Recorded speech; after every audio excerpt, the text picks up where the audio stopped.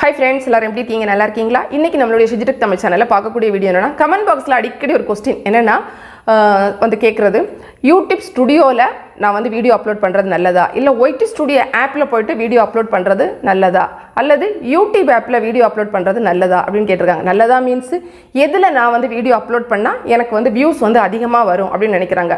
ஏன்னா நிறைய நம்ம யூடியூபர்ஸை பொறுத்தவரை எல்லாமே சொல்லுவோம், நீங்கள் இதில் அப்லோட் பண்ணுறீங்களா, இல்லை அப்படி பண்ணாதீங்க, இதில் அப்லோட் பண்ணுங்கள், அந்த மாதிரி நம்ம வந்து சொல்கிறது உண்டு.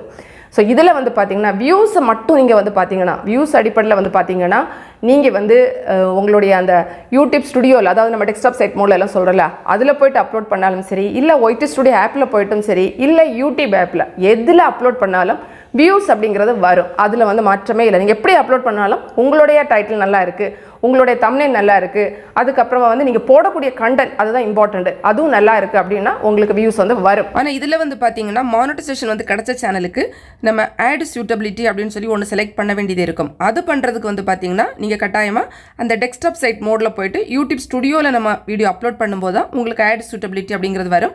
அதில் நீங்கள் வந்து அது செலக்ட் பண்ணுறதுக்கு முடியும். வியூஸ் அப்படின்லாம் கணக்கில் எடுக்காமல் காமனாக வந்து பார்த்துட்டு இதில் எதில் அப்லோட் பண்ணுறது பெஸ்ட் அப்படின்னு கேட்டிங்கன்னா யூடியூப் ஸ்டுடியோ வந்து பெஸ்ட்டு. அதாவது நம்ம டெஸ்க்டாப் செட் மோடில் போய்ட்டு அப்லோட் பண்ணுறோம்ல, அதுதான் பெஸ்ட்டு. ஏன்னா அதில் நீங்கள் பண்ணும்போது தான் உங்களோட வீடியோவுக்கு எண்ட் ஸ்க்ரீன் கொடுக்குறது, கார்ட்ஸ் கொடுக்குறது, இன்னும் நிறைய அந்த மாதிரி சின்ன சின்ன விஷயங்கள் எல்லாம் பண்ண முடியும்.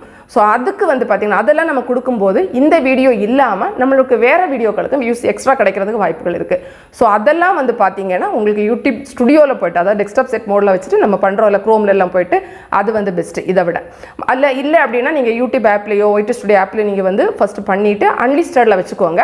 வச்சதுக்கு அப்புறமா இந்த இதில் போய்ட்டு யூடியூப் ஸ்டுடியோவில் போய்ட்டு உங்களுக்கு வந்து எண்ட் ஸ்க்ரீன் வைக்கிறது, கார்ட்ஸ் வைக்கிறது எல்லாமே நீங்கள் கொடுத்துட்டு அதுக்கப்புறமா வந்து பப்ளிஷ் பண்ணிக்கோங்க. ரெண்டில் எப்படி வேணால் நீங்கள் வந்து ஃபாலோ பண்ணிக்கலாம். ஓகேவா?